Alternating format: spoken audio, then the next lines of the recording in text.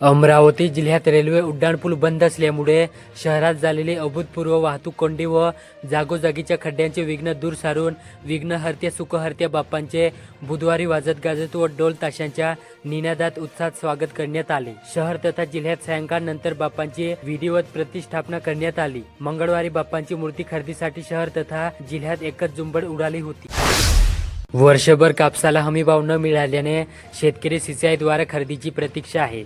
यावर्षी नोंदणीची अडचण होऊ नये यासाठी शेतकऱ्यांना कपास किसान हे ॲप उपलब्ध केले। 1 सप्टेंबर पासून सुरू होणाऱ्या या ॲपद्वारे शेतकऱ्यांना कापसाची विक्री करता येईल। यासाठी पहिल्या टप्प्यात 10 केंद्राची तयारी सिंचाईने केली। नेर पिंगळाई येथे श्री गुरु गंगाधर स्वामी मठात शेकडो वर्षांची परंपरा असलेल्या गणरायाचे मोठ्या थाटामाटात आगमन झाले।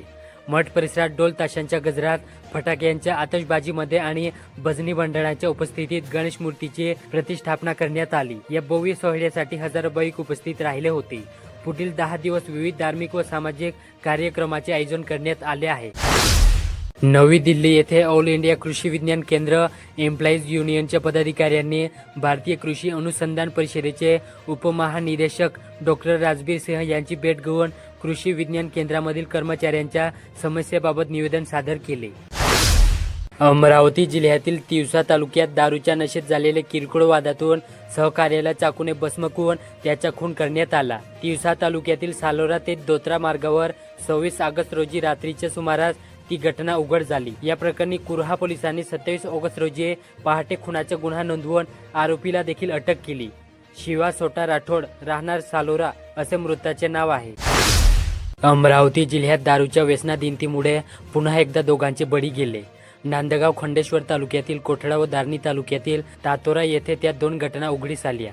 यातील एका मृताचे वय 60 वर्षे तर दुसरा 30 वर्षीय तरुण होता। अमरावती जिल्ह्यात अनपेड ई चालानची थकबाकी राज्यात अरब रुपयांवर पोहोचली। सन 2019 पासून वाहतुकीचे नियम मोडणाऱ्यांकडून ई चालान स्वरूपात दंड वसुलीची सुरुवात झाली। 5 वर्षात एकट्या अमरावती ग्रामीण घटकात ती थकबाकी 25.23 कोटींच्या घरात पोहोचली। त्यामुळे पोलीस अधीक्षक विशाल आनंद यांच्या संकल्पनेनुसार जिल्ह्यात अनपेड चालान वसुली मोहीम हाती घेण्यात आली। त्यासाठी वाहन चालकांना डोअर टू डोअर नोटीस बजावले जात आहेत।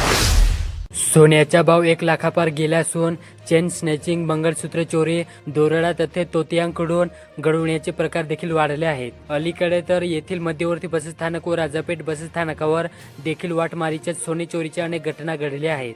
आता 27 ऑगस्ट पासून गणेश उत्सवाला सुरुवात झाली। शहरात अनेक गणेशोत्सव मंडळे आकर्षक असे देखावे तयार करत असतात। हे पाहण्यासाठी विशेष करून महिला भाविकांची मोठी गर्दी होते। त्यामुळे सणासुदीत मंदिरात जाता इतर सोने सांभाळा असे आवाहन शहर पोलीस दलाने केले।